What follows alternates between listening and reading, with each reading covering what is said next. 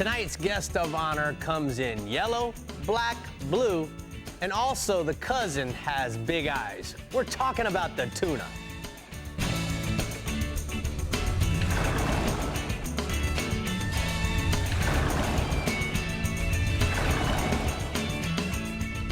Welcome to the Chevy Florida Insider Fishing Report, presented by Yamaha.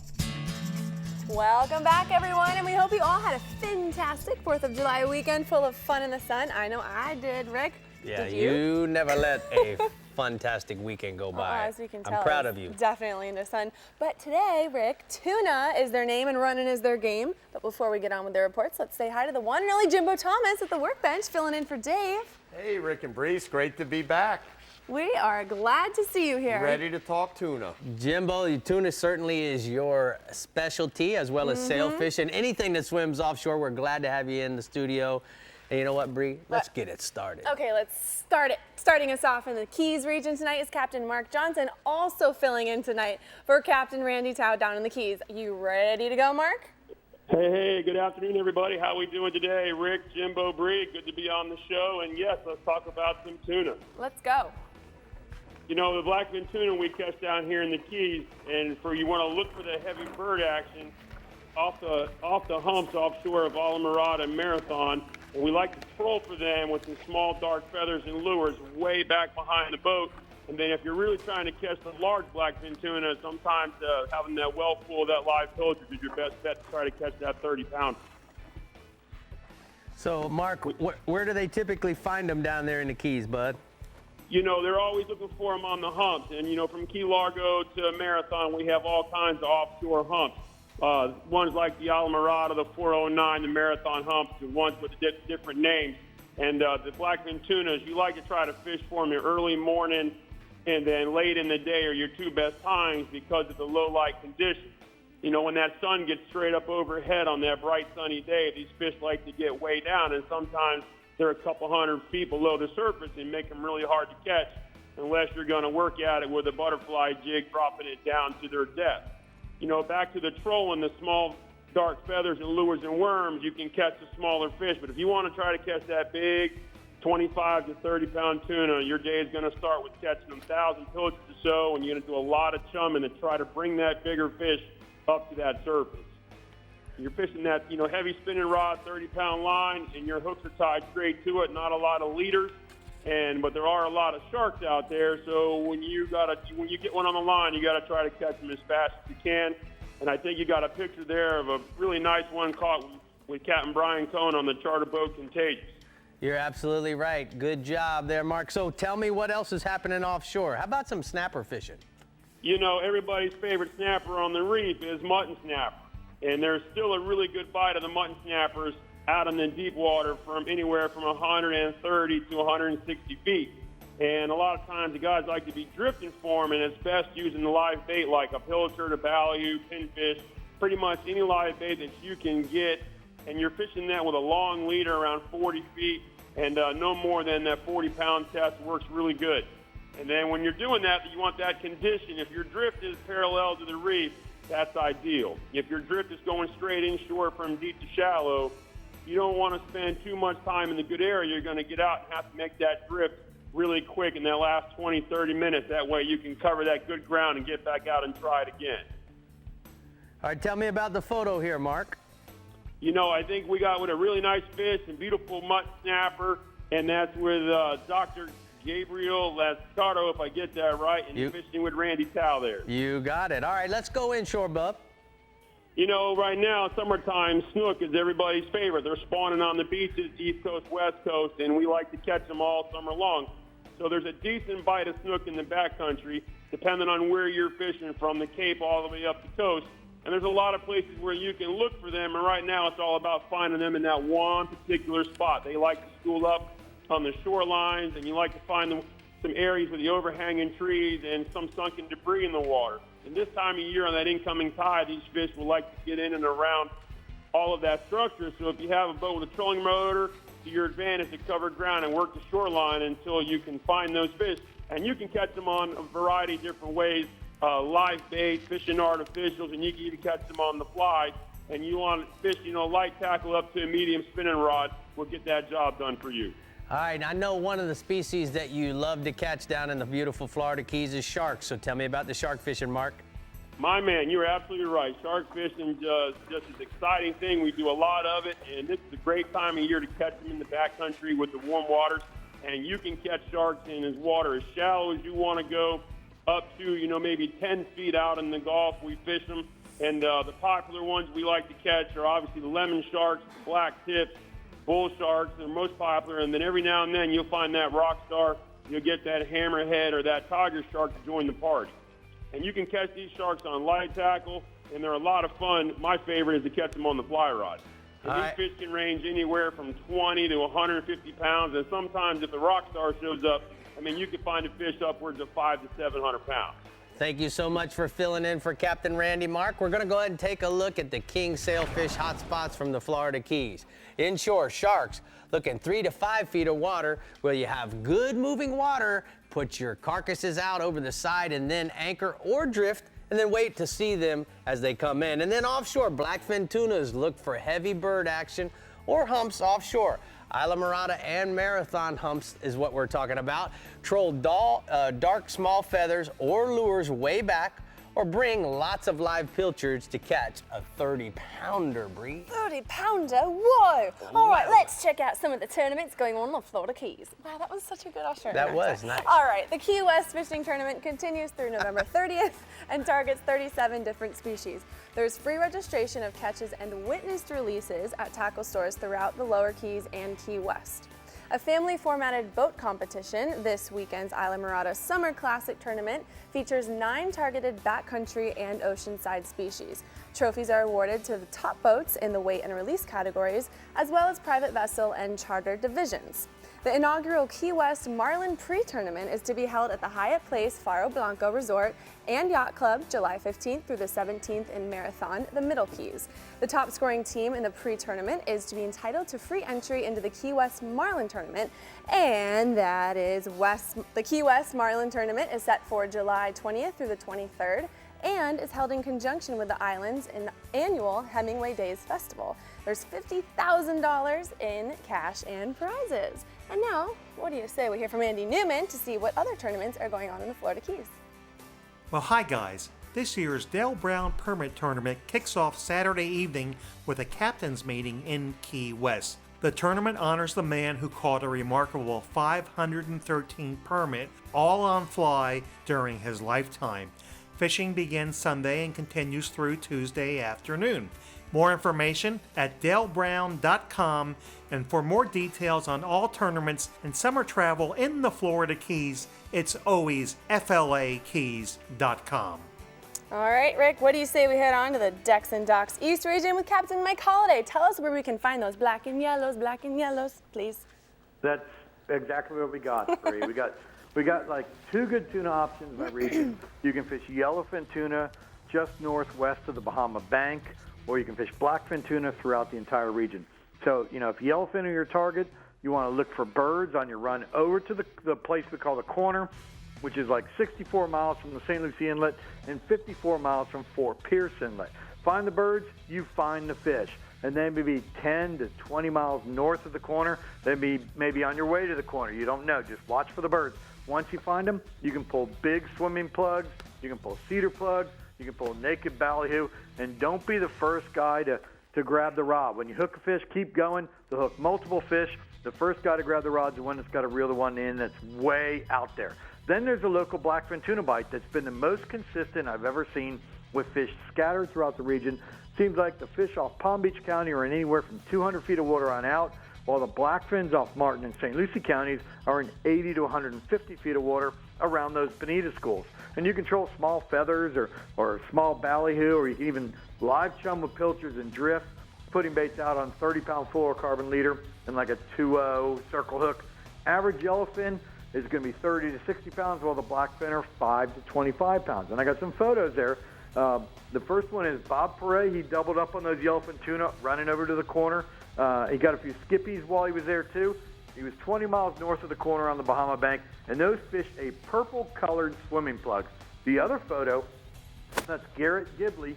He got that blackfin tuna He chummed them up out of Palm Beach, about a mile offshore, and they caught that fish on a live pilchard. So, chum with pilchards, put a pilchard out, you're going to get them. The other bite, it seems like the dolphin are coming through in waves. So have a few slow days and then a few good ones. The only consistent thing about the dolphin bite is that it's moved out deeper, particularly for the larger fish. You can find schoolies as shallow as 70 feet of water, but the better fish are in anywhere from 160 feet of water on out. And don't just randomly troll anywhere. Look for something good before you stop, then work that area. If you don't get a bite in 30 minutes, pick up and run further out and look for something else. It also seems like the boats that are on the water early and the first to get to the floating weeds or to find a good edge are the ones that are really getting rewarded with good fish. So be on the water at dawn, skip the live bait catch and troll feathers and strip baits to cover water, and then chunk baits or whole squid or ballyhoo, have them ready to pitch out when you see fish or fish follow hook fish to the boat. The average dolphin in our region this time of year is going to be 3 to 15 pounds with fish to 30 pounds in the mix. All right, let's go ahead and go inshore, Bub. Well, the mangrove snapper bite in the inlets is going off, particularly around the slack tides. That's when the fish come out of the rocks to feed. While all the inlets in my region are producing fish, it seems like St. Lucie and Fort Pierce inlets are the ones that seem to be yielding big numbers of those 2 to 4 pound mangroves, and even a few legal mutton snapper, particularly for the guys that are fishing at dusk and right after dark. If you can find a 4-inch Spanish sardine, it doesn't matter what time of day you put it out, it's pretty much money on the rocks. The fish are just going to fight for it. Pilchards, threadfins, sand perch are also good baits. You can chum with the smaller dead ones and bring the fish closer enough to you that you can sight cast the fish. Live shrimp are also going to work when fished with a 30-pound fluorocarbon leader and a 3/0 circle hook. The other bite, catch and release snook fish, and a lot of the big snook that sit offshore on the wrecks throughout the year, they've moved into the inlets, so we're seeing some of the best catch and release snook action of the year. If you're looking to get a snook on fly, Jensen Public Beach and also the south side of Fort Pierce Inlet have a lot of juvenile pilchards along the shorelines. The snook are feeding on those troughs at first light. Walk the beaches for small bait fish flies like a polar fiber minnow or a schminnow. Say schminnow 3 times real quick, and you'll do great. The north side of Jupiter Inlet, south side of Palm Beach Inlet also have their summertime populations. Croakers, sand perch, sardines are the top baits. In St. Lucie Inlet, the dirty water really hadn't hampered the bite, but the tides are running stronger than normal, so you might have to use some weight to get your baits down to the fish. Be sure to handle the fish with care. Don't even take them out of the water unless you want to take a picture. Revive them before you release them. Average snook in my region, 8 to 15 pounds. Now, Mike, we got a lot of bass fishermen that love the Chevy Florida Insider Fishing Report. Why don't you tell us what's happening when it comes to bass? Man, I'm just getting incredible reports of big bass from the Kissimmee Toho chain. If you're looking to catch a big bass in the summertime, that's the place to be right now. Fish to 10 pounds caught this week. Start your morning throwing topwater plugs or white spinnerbaits around the hydrola mats out in the open water or around the bluegill beds near Brahma Island or Grape Hammock. Then once the sun gets up, head for the deep water shell bars, run a crankbait over the bars. The water temperatures are up to 90 degrees right now, so most of the big fish are coming out of those deeper water areas like 6 to 8 feet in depth. You can work the edges of the grass with a June bug-colored 8-inch Bass Assassin trickworm, or even go to like a Carolina rig and bounce those trickworms over the muscle bars, and you'll do great. Live shiners are still going to outfish lures and certainly find the majority of the trophy fish, but a good number are still being caught on artificials by tournament anglers. The average morning bite's producing 10 to 20 fish with a 2 to 4 pound average, but a lot of 6, 7, and 8 pound fish in the mix. So if you're looking for a big bass, Kissimmee Toho is the place to be. Man, a very thorough report from the Decks and Docks East region. Let's go ahead and take a look at the hot spots that Captain Mike recommends for this week.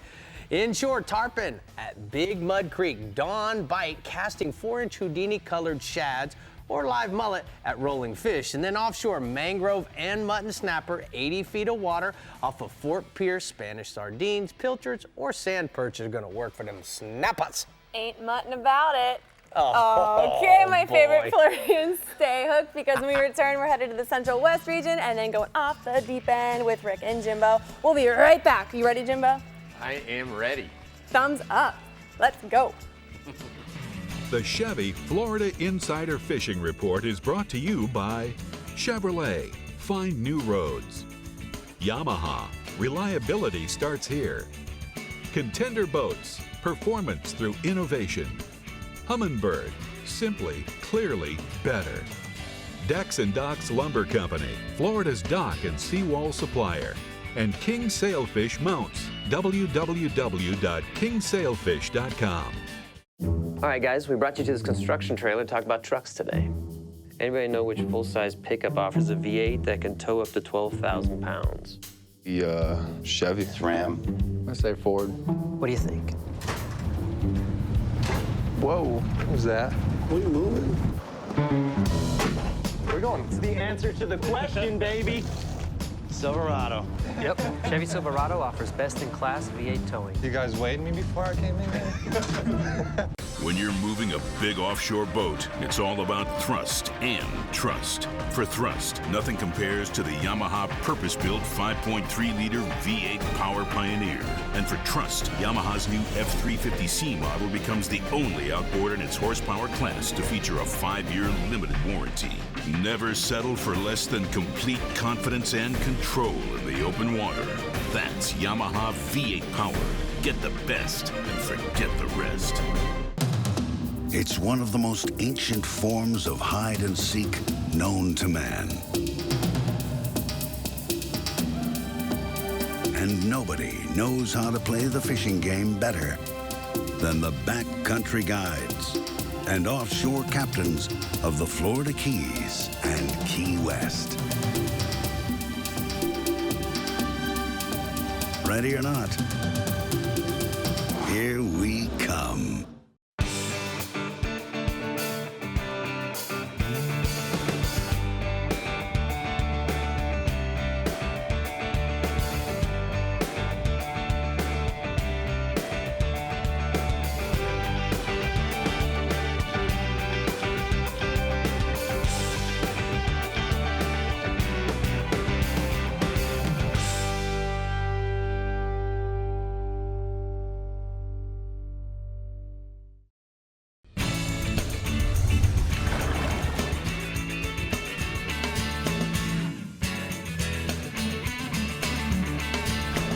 Now it's time for the FWC News and Notes. July 16th, there's a kids fishing clinic in Palm Coast, and July 23rd, a women's saltwater fishing clinic in Panama City.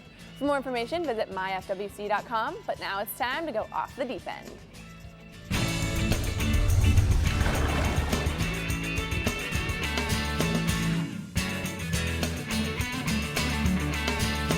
Well, we brought in a ringer over here at the CCA workbench for hummingbirds off the deep end. Now, Jimbo, certainly tunas are definitely in the deep end. So tell me how we're going to start getting ready for tuna fishing. Well, first off, when we're going tuna fishing, we want to go to some known tuna hangouts. They hang around humps. If you're in the Gulf, around rigs, around floating debris, weather buoys, fads, like off of Cape Canaveral, we got a big fad offshore there. Even the blackfins will hang around structure like wrecks a lot. So we're going to go look for the tunas on the known spots. Then once we get to those known spots, we're going to look for birds, whether it be with our radar. If you got a good radar, they'll pick up the birds, or with a good pair of binoculars. I like to use both. Yeah. Certainly, that's going to certainly increase the odds. Now, once you get there, is temperature, water temperature have anything to do with it? Water Jimbo? temperature does play a huge role in it. Usually there's going to be a color change or a rip, a weed line associated with a color change. So it's all going to be the same thing. As you get further north where the water changes, the water temperature is a big factor. Down in the south end here, it's not that big of a deal because the water's kind of a constant temperature throughout. But as you get further north, yes, a rip would be a temperature break as well. All right, so now we've established our location. We've established the bird activity. We got baits, we got weed lines, whatever. Now what are we going to do? We're going to troll? Well, we can troll through these fish, or we can live bait them. I like to go with live bait. I like to have a lot of pilchards, just like the other guys talking about tunas are saying. Go with a lot of pilchards, and chunk bait works good, especially for the yellowfin tunas. Now, if we're over in the Bahamas, we like to do all the above. We troll, we live bait, and we chunk for them. We look for our birds through our binoculars and our radar. We locate them, and then we'll start trolling through them. Or we can run right up into them and slow down and start live bait chumming and chunking. So if we're trolling, what are we going to troll? Well, there's a lot of things. Tunas, are fast, so you don't have to troll slow. So you want something that's kind of streamlined, that's going to cut through the water. Cedar plugs are an old favorite. These are true cedar plugs, and that this is an original cedar colored one. Now they paint them, they make them all colors. And then we have, these are cedar plug lookalikes, but they're made out of aluminum or stainless steel they make them out of. So this would be a stainless plug, I guess. And you want to try and match the hatch. So we got different sizes to match the hatch for what type of bait we see them chasing. So if you see them chasing big flying fish, go with the bigger one. If they're chasing little baits, go with the smaller one. Even the big ones will eat these small lures. Right. Now you hear a lot of guys talking about fishing a feather. Well, feathers work well they work well, especially for the black fins. And again, match the hatch. We've got a variety of different sizes. We've got different sizes, and you want to fish your baits way behind the boat because tunas are boat shy. When the boat comes down, they're going to push down. So fish your baits way behind and try not to, if you're trolling, not to troll through the middle of the school. Let your bait way back, and if you think you got it back a long ways, drop it back even further.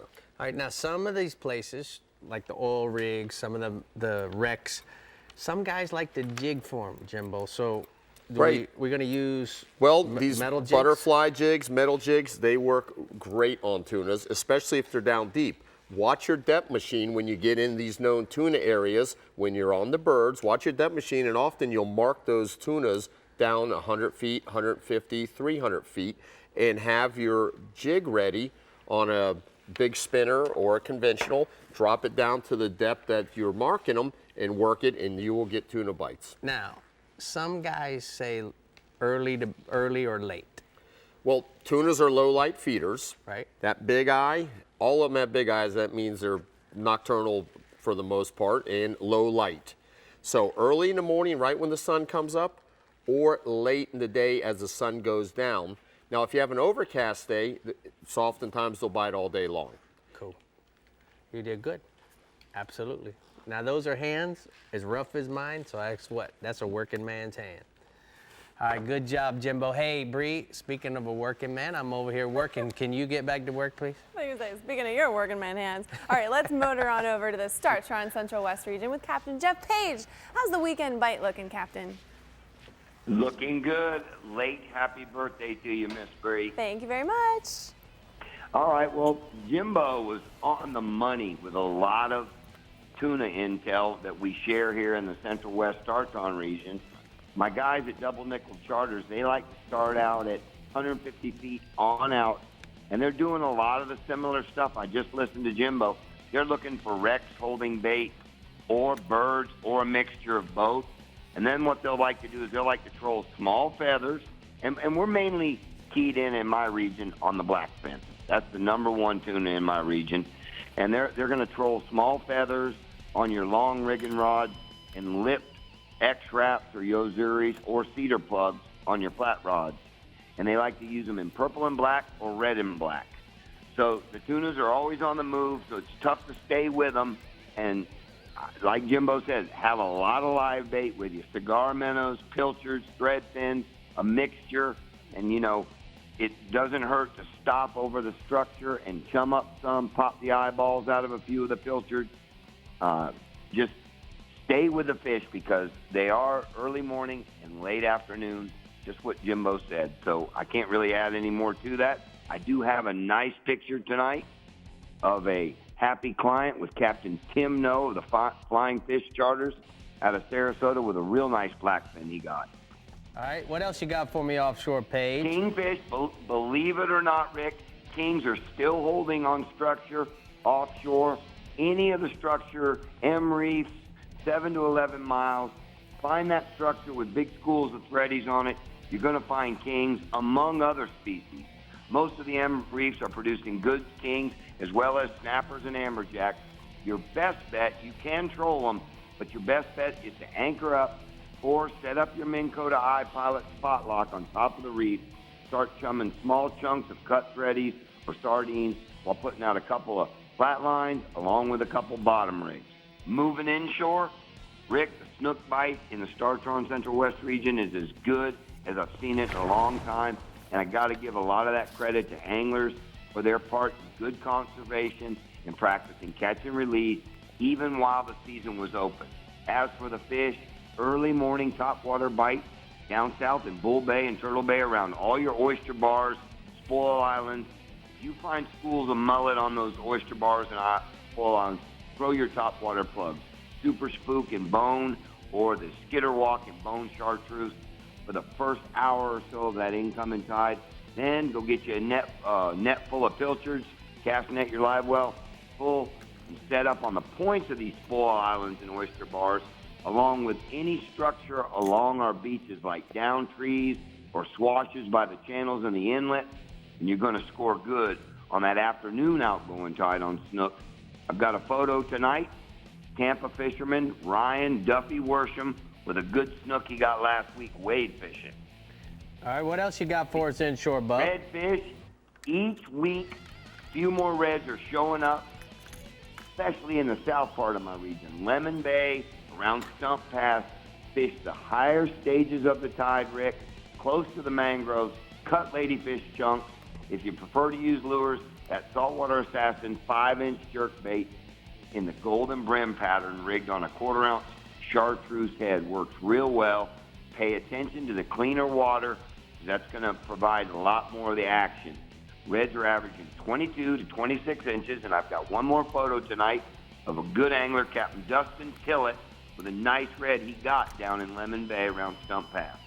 All right, thank you so much, Captain Page. Great report. We're going to go ahead and take a look at the Central West hotspots. Offshore, permit still holding on the artificial reefs in 11 to 16 mile range. Free line live crabs is going to be your best bet. And then inshore, speckled trout holding on the deeper grass flats around the mouths of the Manatee River off of Emerson Point and Rattlesnake Key. Okay, it's time for Ask Captain Rick, and tonight we have a question from 75-year-old super fan of Rick's, Maria Varela of Hialeah, who never misses a show, so I bet it's a good one. Let's hear it. Hi, Captain Rick. My name is Maria Varela.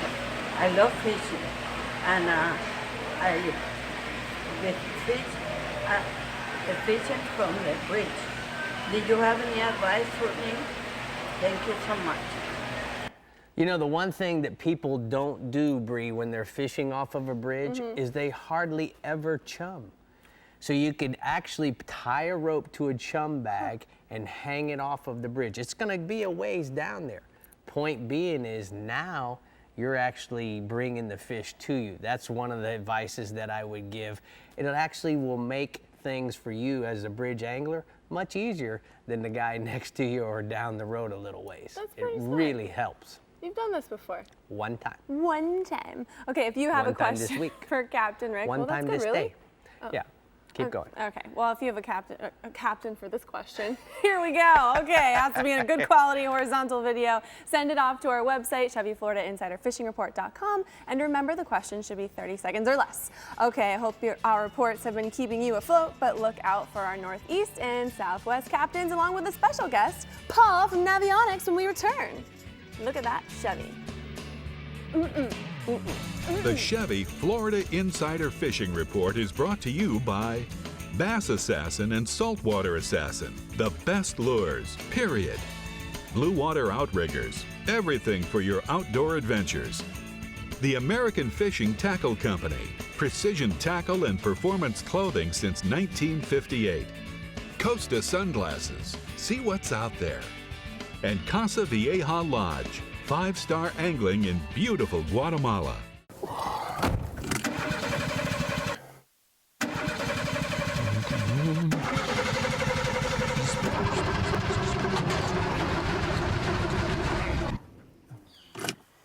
think it's time to change my battery. Now you do it. Get AC Delco batteries at Bennett Auto Supply. Plus, get $10 off your first online purchase when you register at BennettAuto.com. Bennett Auto Supply. Do it yourself, but not alone. How can you turn a redfish into a new truck or boat? Catch a CCA Florida Star Tagged redfish. Prizes from Conley Buick GMC, Contender, Pathfinder, Hells Bay Boat Works, and Sea Hunt boats. Complete with Yamaha motor and trailer. Win your share of $500,000 in prizes and college scholarships during the summer-long tournament. Other great prizes from Academy Sports and Outdoors, Bad Boy Buggies, Power Pole, Costa Sunglasses, and more. Register now at ccaflstar.com. As close as you're going to get to a sure thing for catching billfish is Casa Vieja Lodge.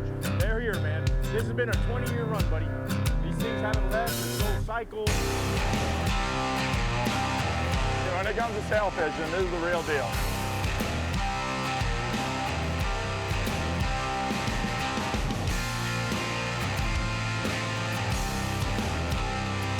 The amount of sailfish here is ridiculous.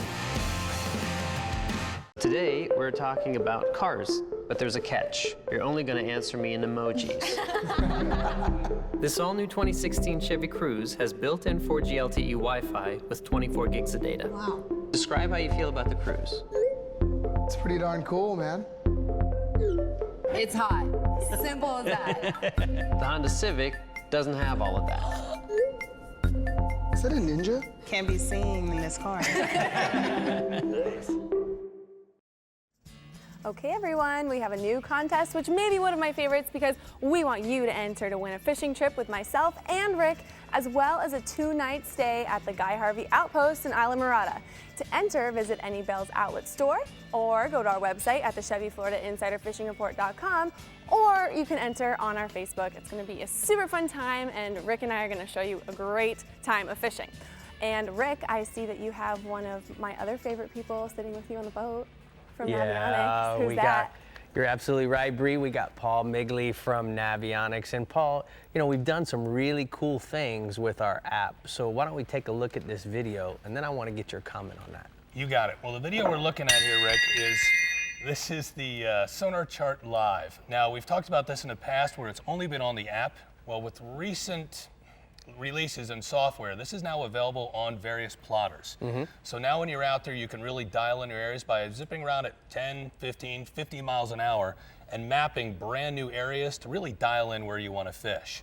You know, in this video you can see where the boat's scooting along, probably doing about, at that time it was only about 11 miles an hour, but you've got brand new contours that are up on there. And you can really kind of take a look at what's going on the bottom. That's really cool. Now, dock-to-dock plotting, or dock-to-dock auto routing. Close. Auto routing. Yes. There you go. So dock-to-dock is, you know, on our app and on some plotters coming out now. The dock-to-dock is your auto routing, where you can see here on the app I've got the dock-to-dock auto routing focused up. Now I put a little button here, you see a little blue dot come up, and that's where I'm going to start. This is up by me and Stuart. I'm going to put a second spot, which is where I want to go to. And this automatically now builds my route based on my boat settings. Right. So you can see here where now it's built where I'm going to run. I can follow that track. It keeps in mind all the settings that I have my boat set at 3 feet. And if I zoom in on that little red line, those show, hey, pay attention to this. You know, check your bridge heights, check your settings. Maybe there's a sandbar. So it's kind of letting you know an area to pay a little better attention to. Right. We also launched weather, which I know you've talked about. Now here we've got off Miami. Click on that, it's showing us the latest forecast. Currently what it's doing, your tides. We scroll down a little bit, you can see where there's wind, buoys. Now on the wind part of it, this is where we can see the direction. You can see, you know, how strong the wind is. Right. And it gives you a time elapse over a few days. If I go back and I take a look at the buoys, now I can also see, you know, the wave height, depending on where I'm going and the periods between, and decide, you know, where do I want to go? Do I run offshore today? Do I want to stay inshore?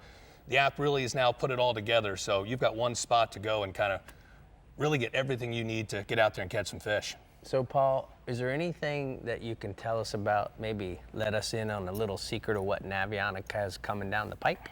You know, Rick, there's so many different things we work on from time to time. I can't let too much out of the bag, but a lot of this is going to focus on, you know, where you're at and the time you're at places, and really, again, just help people navigate better and hopefully catch more fish while they're out there. I love the fact that we're able now, while we're out on the water, pick up our phone and click to see what those weather forecasts are every hour, as well as being able to monitor the tide hour by hour. I love that. Thank you so much for coming in, Paul. Always a we pleasure, appreciate you, Bree. And thank you, Bree. speaking of appreciating, we need to go to the Northeast region, so let's go. We do, because we appreciate Tommy Derringer from the Strike Zone Northeast region. Hey, Tommy, what's going on up there? Hey, Bree, you know, hey, the Navionics stuff is awesome. I can attest to that. That's Yes, really it is. Cool stuff. You know, here in the Strike Zone Northeast region, we do get some really nice blackfin tuna. I don't personally get out there to catch them very often, but I do love to eat them, and they're last to catch. The best time of year to catch them here is going to be in the cooler months, usually the winter time through early spring, and then again in the fall, although you can catch them year round. I spoke to one of our tuna experts, Captain Billy Hunsicker from EndlessSummerCharters.com, and he tells me he likes to target those tuna right on the ledge in about 180 to 200 feet of water. And he says they're very much a structure-oriented fish, and he's going to look for the structure that's holding a really good amount of bait. Now, Billy likes to pull cedar plugs in blue and white, or ballyhoos rigged with sea witches, and he says you really want to run those plugs way back there, somewhere in the 100 to 200 yard range, as those tunas are boat shy and they can be a little spooky. And he did say the tuna bite is going to be better the rougher the ocean is, as it tends to make them a little less shy. Now, we also do have some yellowfin tuna around as well, and you can occasionally catch them in the same areas you're going to find the blackfin. But for the guys that really want to target those big tuna, they're going to make a really long run to the east side of the stream. Now, I've got a picture here. This is Seth White with a nice tuna he caught right out of Jacksonville. Now, staying offshore, you know, the bottom fishing is pretty good right now in the 100-foot plus range. And I spoke with Captain Drew Castle from the Game Changer in St. Augustine, and he tells me that the mangrove snapper bite is still pretty good. Now, he says when the tide isn't ripping too hard, those mangroves are chewing. And also the beeliners are loaded up in those same areas as well. And there's also been some big mutton snappers, so a lot of snapper out there right now. Now, Captain Drew says that bottom fishing has been good, but it is tough to get through those tons of huge red snappers out there to get to the other fish. Now, moving inshore, you know, the tarpon bite is really on right now. The tarpon are loaded up right along the beaches and in all the area inlets. Now, along the beach, they're going to be feeding on the pogies first thing in the morning and then again after the afternoon thunderstorms. Now, you can easily locate those feeding fish by slowly working your way down the coastline until you see the bait fish getting busted and or the tarpon getting airborne. Now, getting out there when the light is low is key, and you also need to be as stealthy as possible. And you're definitely going to hook up more if you use your trolling motor or just drift into those bait pods. Using your big motor up close to those tarpon is not going to work out real well. Now, I like to use a free line live pogie or a mullet around those bait pods on a 7 to 10-aught VMC circle hook tied on 60-pound fluorocarbon leader. If you're not getting bites right off the bat, you might want to downsize that leader a bit, maybe go down to 40-pound. Now, those inlet fish are feeding more on the mullet, but if you have pogies, they're going to eat those as well. And those tarpon are averaging about 60 to 100 pounds. I've got a picture here. This is Jeff Harrell with a nice St. Augustine beach tarpon that he caught on a free line live pogie. Now, also inshore, you know, we've got the perfect redfish tide for this time of year coming up this weekend. The best redfish bite has been super early in the morning, and this weekend we have a good low tide right at first light. You're going to want to get to your first stop of the day and set up by about 6 o'clock in the morning. And those redfish are going to be up in the really skinny water in the creeks and flats chasing some small shrimp. Now, if the wind stays down, it could be a pretty epic weekend for sight casting those skinny water reds. Small shrimp flies have been working great for those that like to toss the long rod, and small plastics rigged on either a very light worm hook or a jig head have been working really well for those spinning guys. Now, one of my favorites has been a 3-inch soft plastic paddle tail in the golden brim color. Now, once the sun gets up, the fish have been a little lethargic, and soaking a live or a cut mullet around the oyster bars has been working well. There are also some smaller redfish ganging up in the creek holes as well, but those fish up in the shallow stuff have been upper slot and bigger. And speaking of big redfish, I got one last photo here. This is my good buddy, Fred Sealing, with the big redfish he caught with me at first light earlier this week. So, Tommy, I got a couple questions for you. My first question is, you know, when those fish, you're talking about the redfish being a little lethargic, a little spooky, and you're fishing a real light little jig, is there a specific way that you like to work that works better over something else? Yeah, you know, this time of year, you're probably going to want to slow it down a little bit. Those fish are moving slow. The water temperature today was about 85 to 86 degrees, so it's really warm. They're moving slow, but they are chasing them, so get the bait way out in front of them and just barely move it. and that's usually going to do the trick for you. So a great advice would be to slide it instead of hop it, right? Slide it in there, yeah, definitely. You want to get it in there as quiet as possible and just barely move it so they feel it moving and they're going to eat it. All right, man, great report from the Strike Zone Northeast region. I love all the Yeti stuff in the background. We'll talk to you again next week. Captain Thanks, guys. Tommy says inshore redfish up shallow first thing in the AM from Pineland all the way up to Sisters Creek. And then you want to look for those reds chasing small shrimp in the creeks. And then offshore, bottom fish the reefs and wrecks in 100 feet of water and deeper. Out of St. Augustine for mangrove snappers, muttons, and vermilion snappers. Gotta get that slow twerk on. You know what I mean, Rick? I know more than you. I didn't think you would know. I know more than you. Okay, whatever. To help us get our Southwest Listen, we was groove twerking on. before you was even born, Oh Toots. my gosh. To help us get our Southwest groove on. It's Captain Ronnie Houston in the Bellsboro Legends region. What we got for this weekend, Ronnie? We slow twerking out there? I don't know about slow torquing. I'm still got it going on. I ain't slow. That's good, because Rick doesn't. But Tell us, Ronnie. anyways, the tuna in my region, according to Captain Mike Avedon, it's a species that can commonly be found throughout the region, and it's generally the blackfin. And they're more common spring through December. Now, the preferred method is trolling small blue and white or black and red feathers, also running until you see birds or groups of fish busting on the surface. But you can also blind troll around the bait schools or diving birds, and he tells me that will work. Now, the tuna range in size from 10 to 30 pounds, typically 50 miles out to the Pulley Ridge area, which is about 125 miles offshore. But I've just received some reports from some recreational anglers in the last couple of days with the great weather. Concentrate right now on those fish in the 80-foot range. Now, still on the offshore side, the red groupers. Concentrate right now from Marco to Fort Myers Beach are the reports. I also just received these in the last 2 days, but it's been great from 12 to 20 miles out. Hard bottom drifting until you find them bouncing white bucktails with glowworms or squid, but herring, sardines, and squid all have been working well. Now, generally, when you've heard my reports over the last couple months, you really have to travel out of ways to find quality fish. But one of the reports I just received from Mike Avedon says, with the weather we're having, you don't have to run far, so once you find them, those fish should stay in the area for a while. Now, on the inshore side, my report's similar to what I did for having a great 4th of July. I stayed in Vero Beach, right on the beach in the South Beach area. And I practiced the same pattern that I practiced on the West Coast over there with some small twin baits, white bucktails, and white lip plugs early morning on the high and late evening on the high. And I did catch plenty of snook walking the beach, as well as I saw several other guys in the Central East region. But on my side, the outer Gulf beaches throughout the whole region, good thing about it, it's early morning and late afternoon high. You want to get out there before the people get on the beach and after they leave in the areas that don't have much pressure. Look for these fish tight or in the first trough or pilings and blowdowns and rock piles. Also spraying bait schools. You control the motor or walk the beach using live pilchards, 2 to 4 inch swim baits, bass assassin sea shads in glow, white, lime cruise, root beer. But if the baits are a little smaller in the area you're working and the snooks won't hit them, 1/8-ounce silver spoons, white bucktails, or smaller lip plugs in olive, white, and chrome, and the fish have been averaging 20 to 32 inches. Now also on the inshore side, we're going to do things a little different because of the heat. The redfish, late afternoon high along the west wall, Charlotte Harbor, and the Smokehouse area, and the Matlacha Bridge from the bridge to the power line.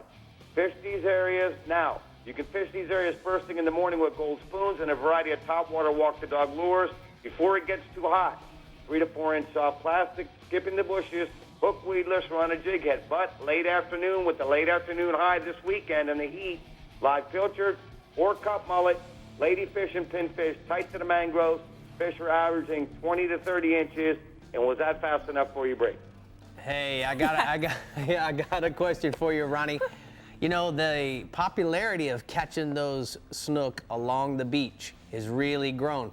So what are you doing to actually increase your odds and, more importantly, keep your clients on fish? What are you doing to make that easier? Well, the snook have been coming back due to the closures and what we've done over the last several years. And what I'm basically doing is I'm concentrating on areas where I'm starting to find these fish and keying in on them month after month after month to see where those fish are at. And I've applied that the last couple of years, and it's been working. They come in the same areas, generally at the same time. The beach thing I really don't do, but on my spare time I've been concentrating on it, and you'll find certain areas of the beach on certain tides and certain troughs, those snook will always be there, and that's what I found over the weekend, applying it on the central east side, but still working on my side. So generally, year after year, things go well. They'll be in the same areas on the same tides year after year. Hey, Ronnie, you got to downsize the leader at all? I know that you usually use some pretty heavy leader. Are you downsizing at all on the beach? You know, yeah, on the beaches I am downsizing because the water's generally a lot clearer and the fish can see that leader. I'm going down the 30-pound leader. But on the outer Gulf Islands out where I'm at, don't make the mistake of putting 30 and 40 on. Right now, those fish are big. Their mouths are rough. They're all together. I strongly recommend on plugs on my side, walk the dogs, 40-pound. If you're throwing jigs or anything else, minimum 50 up to 60-pound leader. All right, great, thorough report from the Bell Southwest region. We're going to go ahead and take a look at the hot spots from the Southwest region. Captain Ronnie says offshore yellowtail and mangrove snappers, 25 to 45 feet at wrecks and towers. Chum on the slack using live shrimp and strips of squid. And then inshore, tarpon late at night, incoming until dawn, fishing the bridge spans from Sanibel, Cape Coral, and even Punta Gorda. All right, well, coming right up on the Chevy Florida Insider Fishing Report is a stop up in the Panhandle region, and then we're going over to the CCA workbench to see what new products are out there for y'all, so stay tuned in. Oh yeah, Jimbo, get it on. Slow twerk, get it, get it. The Chevy Florida Insider Fishing Report is brought to you by the Florida Keys and Key West. Come as you are. FWC, the Florida Fish and Wildlife Conservation Commission. Navionics, we start where the road ends. Soft Science, supreme comfort footwear. Center State Bank, we believe in community. Real legends, exclusively at Bell's. And Maverick Boat Group, makers of premium boat brands Maverick, Hughes, and Pathfinder. At Yamaha, reliability is a family tradition.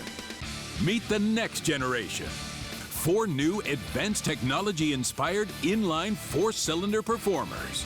Bred from the reliability and boater satisfaction that is part of Yamaha's DNA. They prove that when power gets lighter, faster, stronger, and smarter, boating gets even better. And more satisfying for boaters like you. You know there's more to it than luck. There's fishing the right bait, the water temperature, the wind, the season, and then there's the boat. We'll put it simply, the boat matters. To own a Contender is to own the best sport fishing boat on the market, period. Contender offers the most comprehensive model range with bigger, faster, and more fuel-efficient boats than the competition. There's only one choice for serious anglers. Contender boats. Performance through innovation. Shallow Wrap Shad's a jerkbait with a secret move. When you pause, the lure slowly rises. I tell you, man, it makes fish come unglued.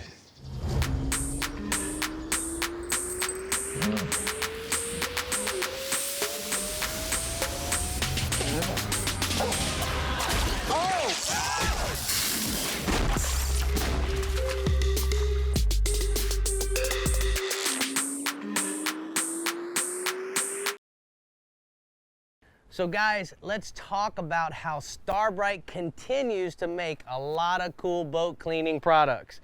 Now in the past, we've talked about the Extend-A-Brush, the boat wash and wax. We certainly talked about the different brushes that go on the end of the Extend-A-Handle, and then the Reggae mitt. But now we have the new microfiber pad. And what I like about this is its swiveling head. And what it allows me to do, guys, it allows me to get to places without having to change many angles. It does it for me. It makes life very, very simple. I can go right around the front of this cowling. If I was using a brush, I would have to be turning the handle over, as you can see. Now I can also use it as a scrub mitt, where I can go along the edge of the gunnel and go down the covering boards and even get underneath the covering boards without having to do anything other than just keep scrubbing.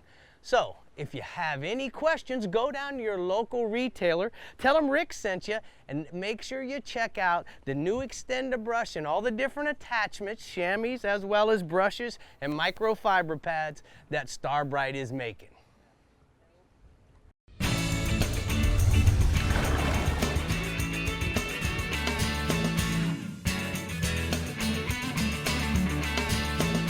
Well, welcome to the CCA Workbench. We talk about new products over here every week, Jimbo, as you know. And I want to tell you, Fox has a new app that you can get on your tablet, or you can actually get it on your iPhone. It's called Fox Go. Does this mean I got to go buy a tablet? No, it just means you can put it on your iPhone. I don't have an iPhone either. Oh. I'm out of luck. You're no good. Right. The cool part is, check this out.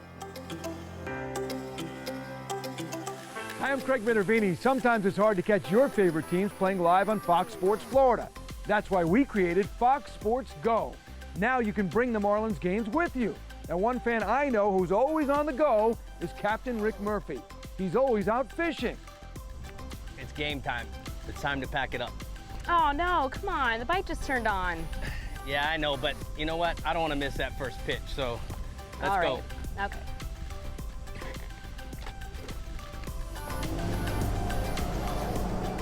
So we're here in Biscayne Bay, Miami today to stop him from getting off the water early. Who wants to do that? We're going to surprise him with his own iPad to stream the Marlins games live, even from his boat. Now he'll be able to watch the fish while he's catching the fish. Hey, Captain Rick. Hey, you guys are in early today. What's up? Yeah, we didn't want to miss the Marlins game, so you know what? These fish, they can wait. You don't have to quit fishing anymore to watch a Marlins game. Fox Sports Go, you download it on your phone. Better yet, I got an idea. Take this iPad, courtesy of all of us at Fox Sports Florida. You stream the game live, you watch it right there, and go catch as many fish as you want. Are you kidding Yeah, me? enjoy Right it. here on Yes. the iPad. Fox Sports Go. Are you kidding me? That's simple. Oh, thank you so much. Man, that means we can go fishing. Let's go.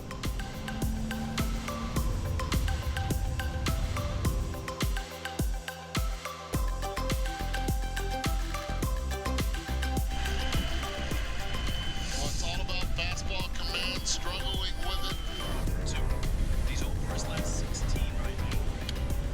There it is! Line drive, I love it! Michelle, you catching dinner? We scored 2! So I was out cheating on Bree with Michelle. How you like that, Jimbo? Sneaky. Yeah. Yeah. I'm gonna tell you though, what is cool is that you don't have to come in early. You can actually watch the Chevy Florida Insider Fishing Report on Fox Sports Go. There you go. There's no So you excuse.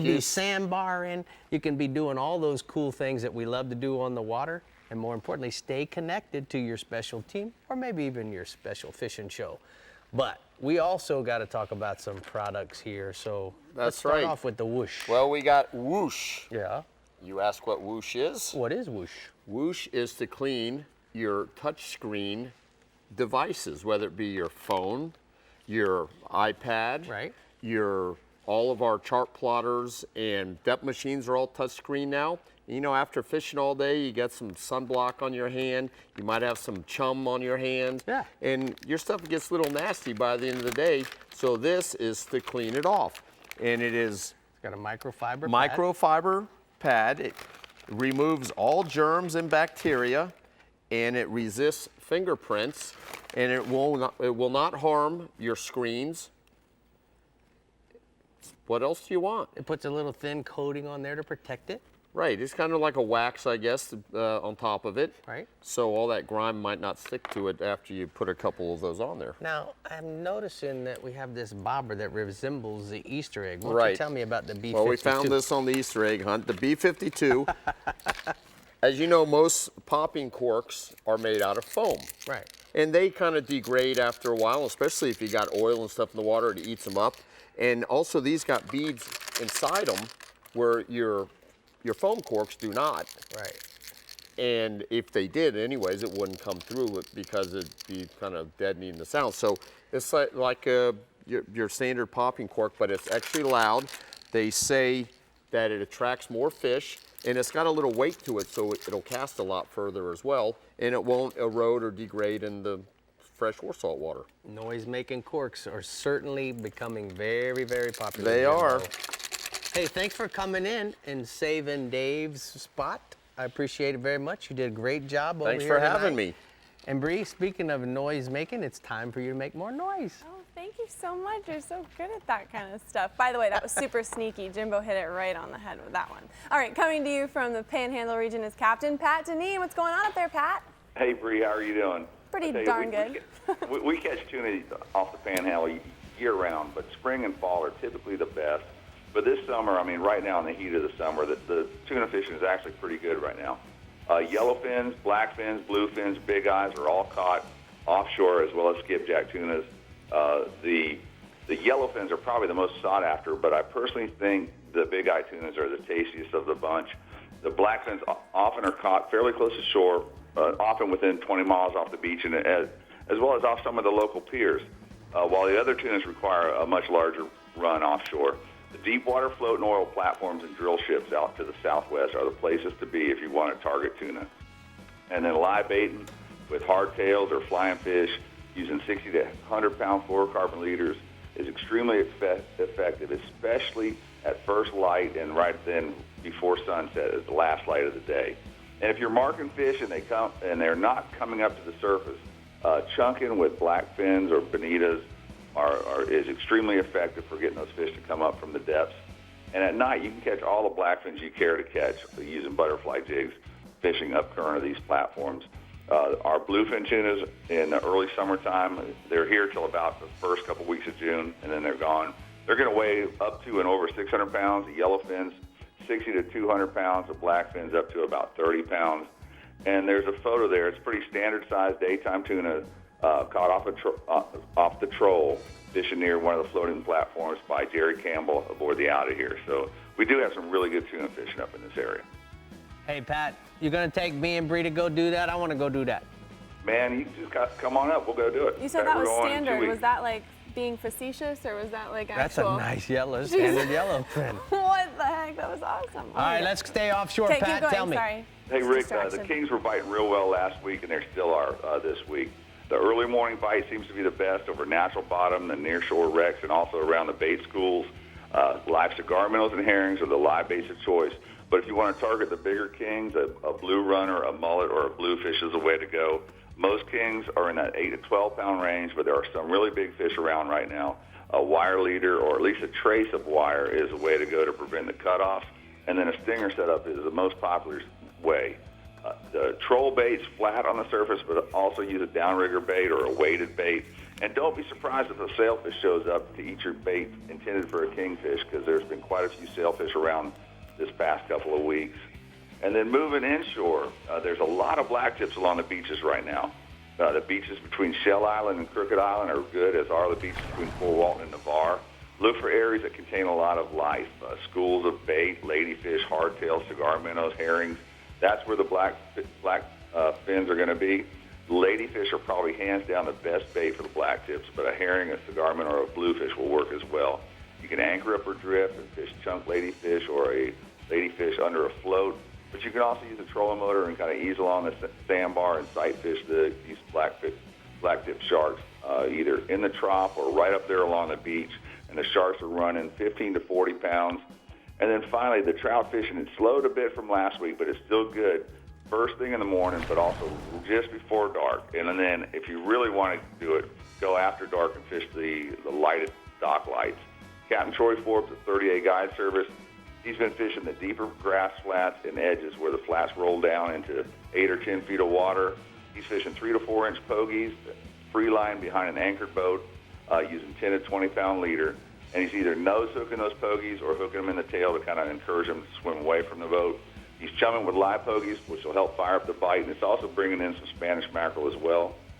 At night, a live shrimp, a spot minnow, or a finger mullet, free line under the lighted docks is the way to go. But you can also use flies and soft plastics. They're very effective, and generally look for docks with some good moving water and deep water nearby. There's a photo there of a really nice trout caught this week with Captain Troy while fishing live pogies in Choctawhatchee Bay. Thank you so much, Pat. We're going to go ahead and take a look at the blue water outrigger hotspots from the Panhandle region. Captain Pat says inshore Spanish mackerel along the beaches throughout the Panhandle, trolling straw rigs along the color changes, and then offshore, the spur, the steps, the dumping grounds for blue water pelagics. Let's go, Bree. Let's go. We've only got a few more regions left, and the southeast and northwest are coming to you next. We'll be right back on the Chevy Florida Insider Fishing Report. Yay! I beat you. The Chevy Florida Insider Fishing Report is brought to you by Rapala. Catch the latest at Rapala.com. StarTron, cures and prevents ethanol fuel problems. Yeti, built for the wild. CCA Florida, the voice of recreational anglers for over 30 years. Strike Zone Fishing, your fish hunt paddle store. And Guy Harvey, marine wildlife artist and conservationist.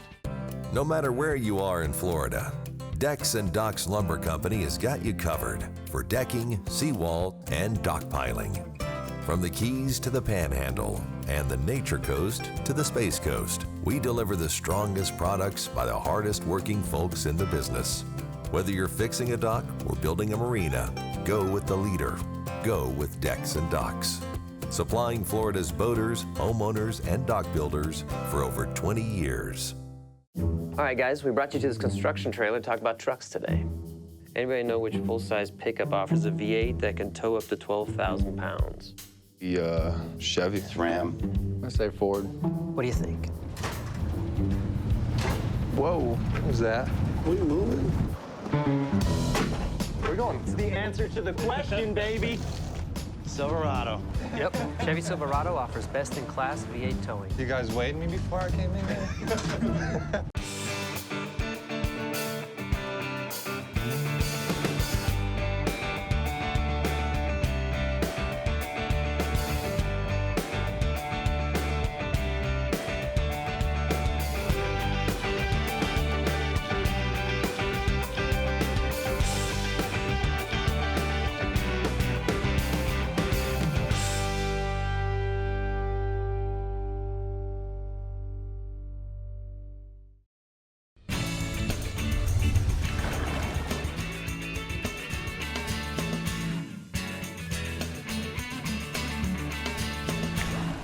Today's Power Pole tip of the week is about Captain Rick. I often get asked this question, what are these things on the side of the tower?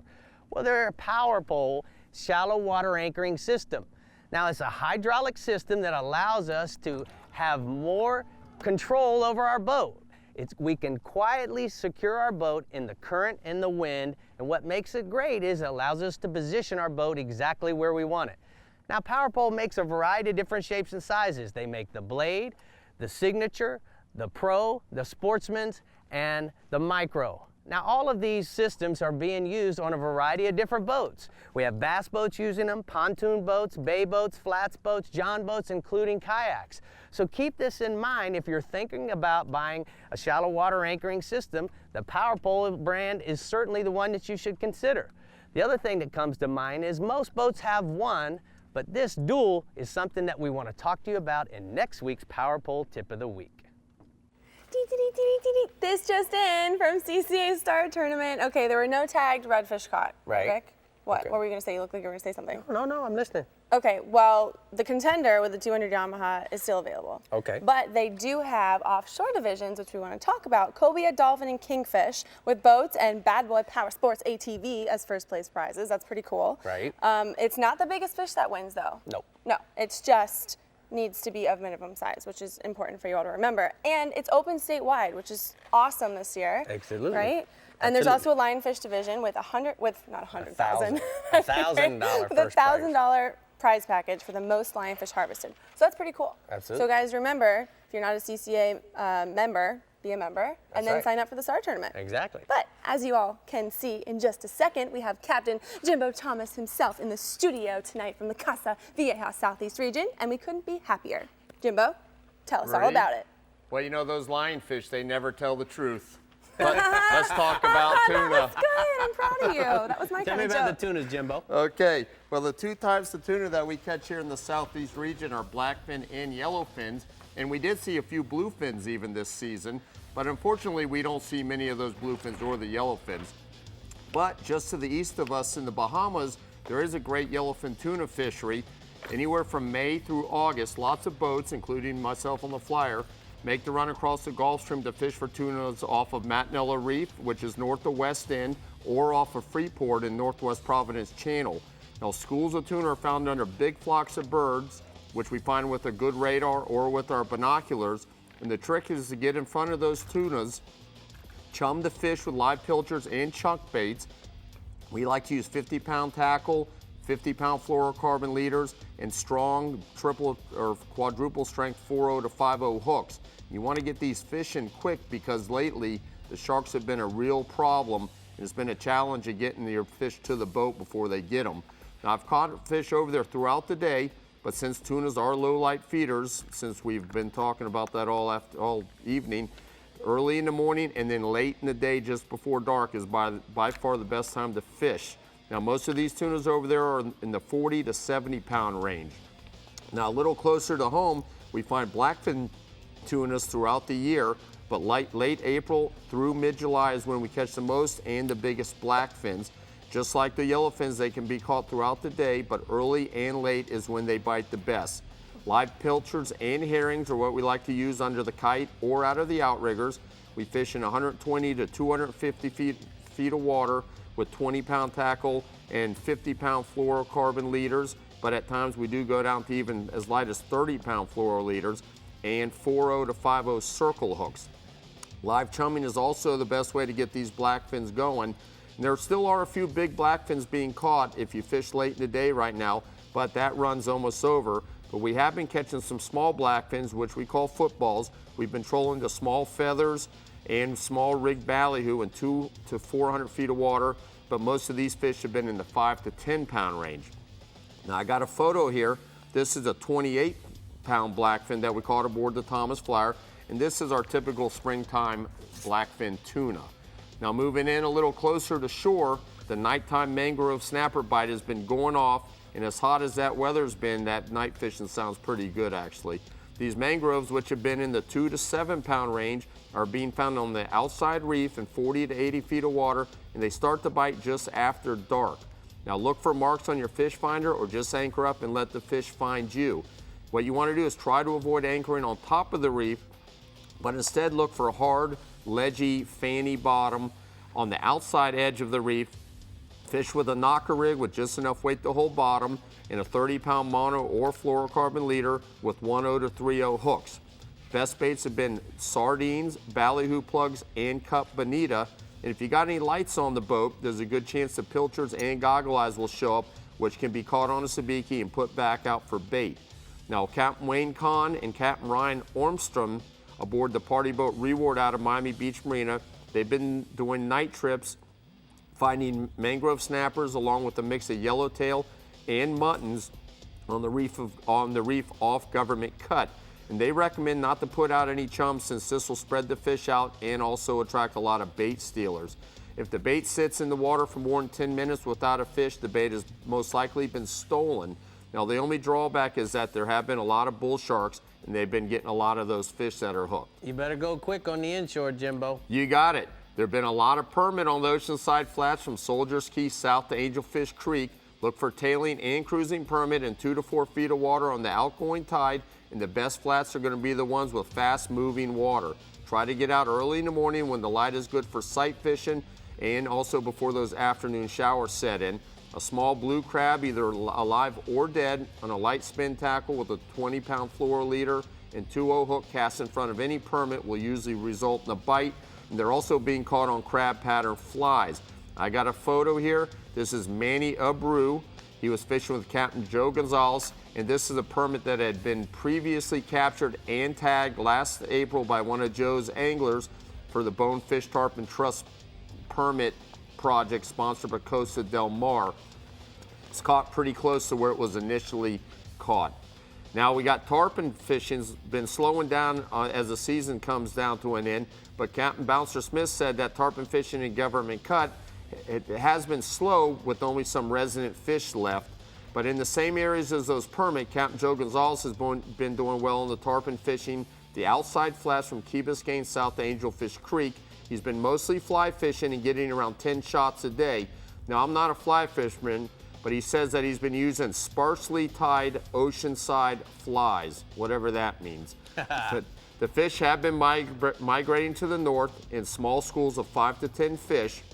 And if you're not into fly fishing, a small live crab or a soft plastic lure cast in their path should get a bite. All right, thank you so much, Jimbo. We're gonna go ahead and take a look at the Center Bank State Bank from South Florida hotspots. Let's see what he says. Inshore, Fish the outside flats of Biscayne Bay with flies and small live crabs for tarpon and permit. And offshore, look for the snappers along the edge of the outside reef, fishing with cut bait in the evenings. Jimbo had that slow torque report going on tonight, didn't you, Jimbo? Yeah, he did. Yeah, he did. All right, up next from the Yeti Northwest region is Captain Jeff Hageman. Let's hear what we can expect for this weekend, Hag. We've got tuna. We've got mostly blackfins, but we got a few yellowfin show up. Most of our fish are blackfins, though. They show up around the ricks and hard bottoms, 70 feet and out. One thing we do like to do on our coast over here in our region is we'll get behind shrimp boats as they're dumping their bycatch first thing in the morning. So you'll run out to and see their lights and run towards their lights, and they're usually dumping their bycatch first thing in the morning, and you'll get behind them and they'll have the bonitas and the tunas all behind the back of the boat and sharks. So you can pitch bait in there behind their bycatches. They dump it over the side. Another cool thing is you can come in there with big poppers or skitterwalks and catch them right on top. It's kind of a cool way to sight past them as they're blasting baits and busting baits as they're getting dumped off the back of the boat. Another thing works good, trolling bread, tremblers, blue and silver works really good. When I get out there and I blackfin fish in August and September, I'll go out to wrecks with my live wells completely loaded up and carrying as much chum as I can. I'll load a couple buckets of dead bait up and take all that out there and just start dumping it when I get out to the wreck and bring them back to the back of the boat. You can get them up and actually get a fly to them occasionally. But also offshore right now, Captain John Lane with JB Charters out of Appalachia right now reports a good king mackerel and Spanish bite. So they're schooled up on the offshore wrecks just outside of Appalachia. The bite's been good. On top, he's using live alewives, and the depths have done right around 60 feet, and he's fishing over a hard bottom structure with bait on it. And bait's been the key. If there's no bait on that structure, move on to the next one in 60 feet of water. You should be able to find those fish. Tell me about the photo. Got a photo John sent in of a fish he just caught on a recent trip. Nice kingfish there. That is. All right, let's go inshore, Bub. I got tarpon throughout my region. Right now, you want to look for fish first thing in the morning, late afternoon. Spread fins, crabs, finfish are all effective. For the fly guys, lemon drops, and on the sand bottom, cockroach, purple and black over the grass. That's been our main color up here. I've been talking to some fly guys up throughout the northern part of my region and getting great reports. Best fly fishing they've seen in years from quite a few of them.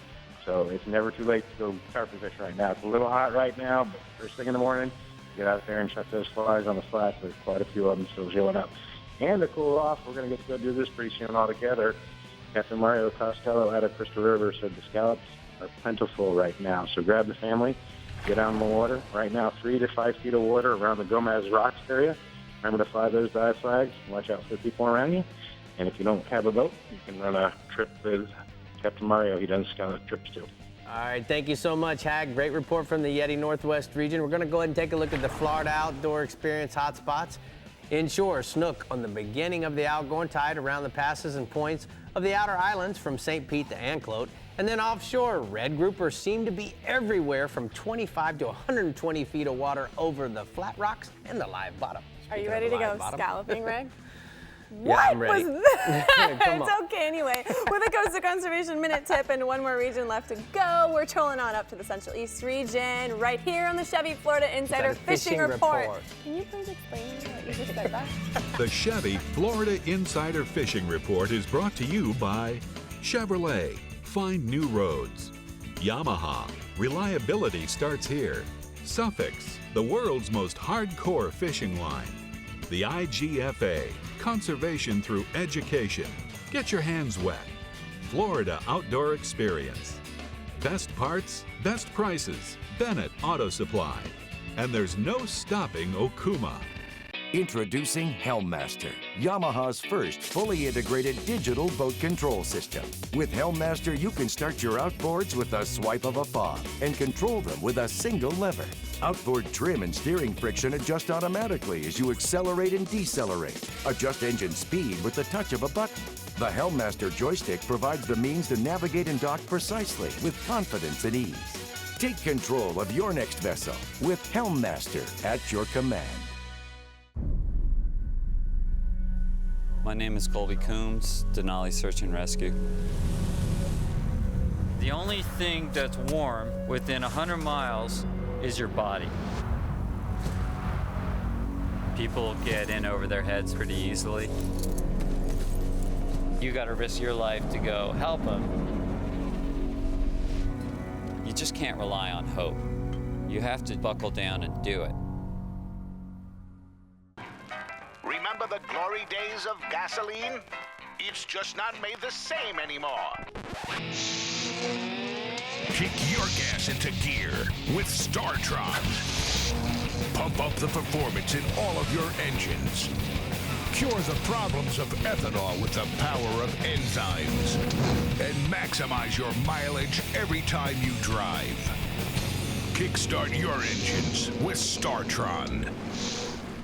Today, we're talking about cars, but there's a catch. You're only going to answer me in emojis. This all-new 2016 Chevy Cruze has built-in 4G LTE Wi-Fi with 24 gigs of data. Wow. Describe how you feel about the Cruze.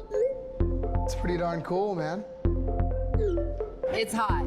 Simple as that. The Honda Civic doesn't have all of that. Is that a Ninja? Can't be seen in this car. Nice.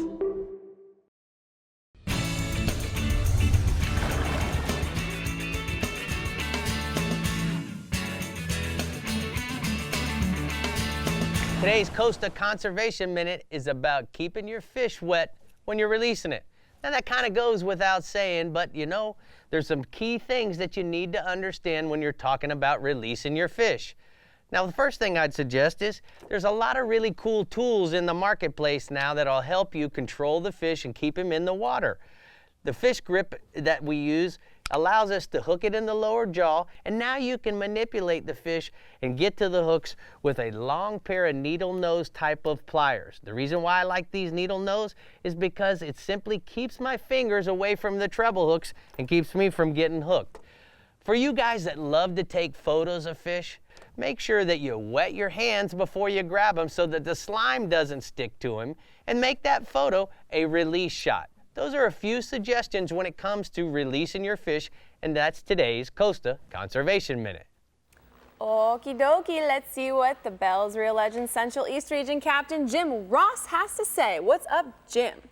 Oh, it's a good time if you're going to go eat tuna fishing. We've got some calm weather, and the summer months here in the Central East region, you can usually get across the other side of the Gulf Stream and pull those dark-colored plugs at 8 to 12 knots to get some of those yellowfin that are over there.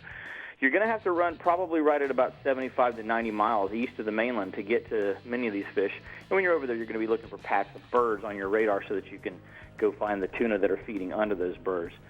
Sometimes you got to go all the way to 120 miles, though, so it can be a bit of a run sometimes, Bree. But you know what? We've got some other fish here closer to the shore.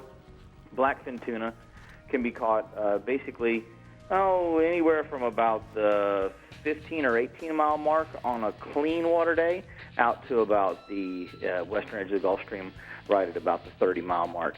So blackfin tuna are running from about 15 to 25 pounds on this side of the stream. On the east side of the stream, the yellowfins are running an average of about 25 to 50 pounds. And our other species offshore is the tarpon. A lot of guys are starting to run up and down the beach looking for these fish. They're typically found fairly close to the shoreline.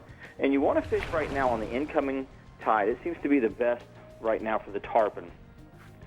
Top of the tide is okay. First part of the outgoing is okay as well. What you're going to want to do is slow troll or drift in the 20 to 40 foot depths, like I was saying, with a live bait and a VMC circle hook. And you want some Suffolk 60 to 80 pound test fluorocarbon leader.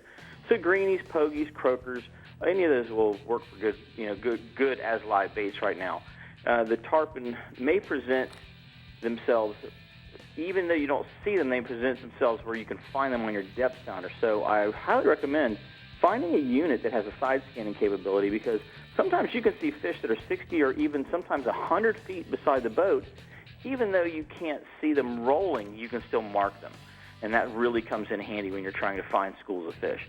Now, our average tarpon is running about 80 to 100 pounds right now. And I've got a picture here. This is my son, Justin, grabbing a tarpon that I got to catch on the 4th of July.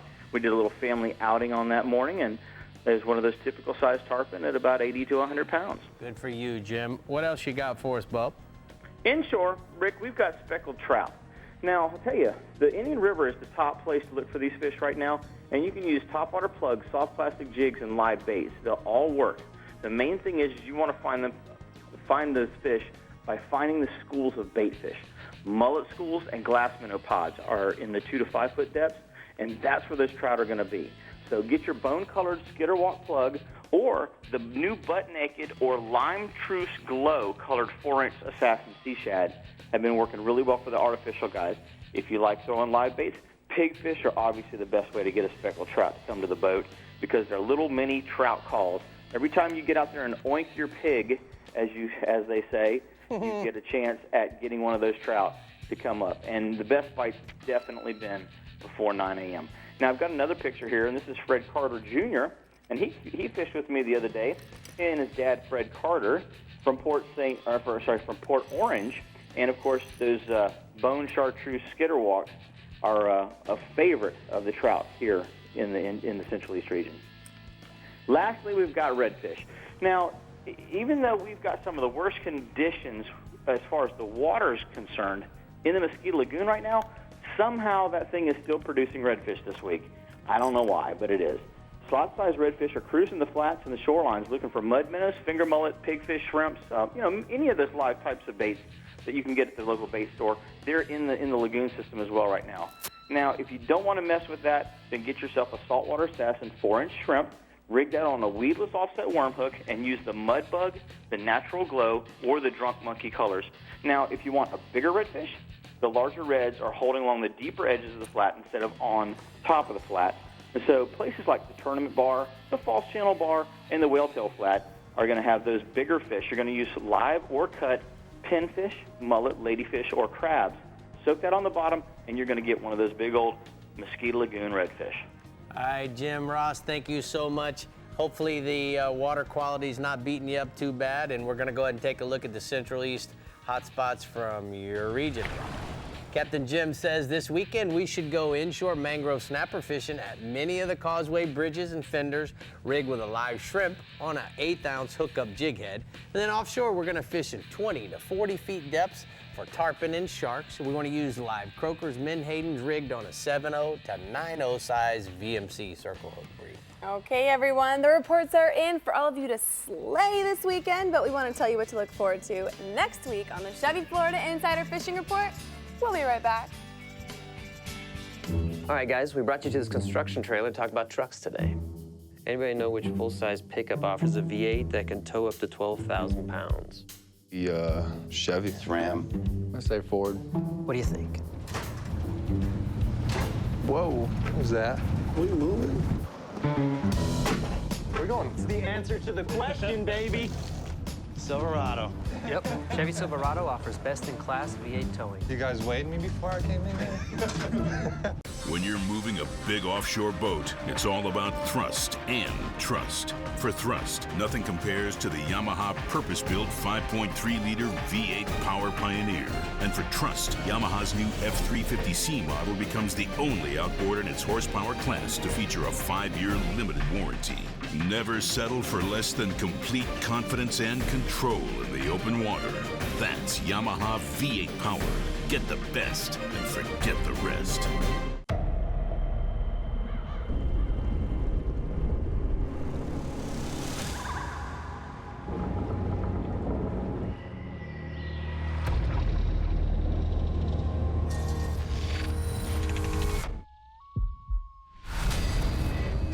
Uncompromising.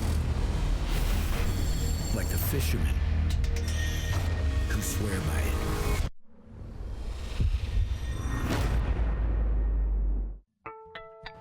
Thanks for tuning in to the Chevy Florida Insider Fishing Report. Be sure to like us on Facebook and follow us on Instagram and Twitter to keep up with our captains, contests, and appearances. You never have to miss a show. You can find full episodes of the Chevy Florida Insider Fishing Report right on your YouTube channel. And make sure to check out our website for fishing reports in your region. Visit www.ChevyFloridaInsiderFishingReport.com for everything you need to know to stay hooked up. Welcome back, guys. Next week we are talking swordfish. Is it sword or sword? Sword. Can I just say sword? Sword. I've always said sword. Listen, you say whatever you want around here anyway, so. All right, guys, make sure you tune in next week because we're talking about the sports. But I have kind of an exciting little picture. So check it out. This is Miss Amber Lewis and her boyfriend Mike. And it's kind of my sister outlaw in-law, kind of what you got going on. But she just had her baby Stella literally yesterday at 4:30. Congratulations, but look at that And she caught tuna. a tuna. What? That's the coolest Pulling pregnant on that chick tuna ever. made that baby come. Yes, it did. What do you think, Jimbo? I'm so excited. We can take baby Stella fishing, get the girls out. So what do you say about that? So what are we doing this weekend? What are we doing? What you got planned this weekend? What am I doing this weekend? I'm going to Oklahoma to get a puppy. Oh! She gets And a baby, Jimbo? I get a puppy. It's my fur baby. Puppy's a lot closer than that. I know, but this is special. Oh, all right. I'm going fishing. You're going fishing? Imagine. I know. Hey, Wow. thank you for being there, Jimbo. Yeah, thanks, Thank you Jimbo. for having It was me. so great having you. We'll have to Don't have you back forget again. to watch Watch the Sword Sports Fit. Adventures. Jeez. Oh my goodness. Baby, I've got baby fever.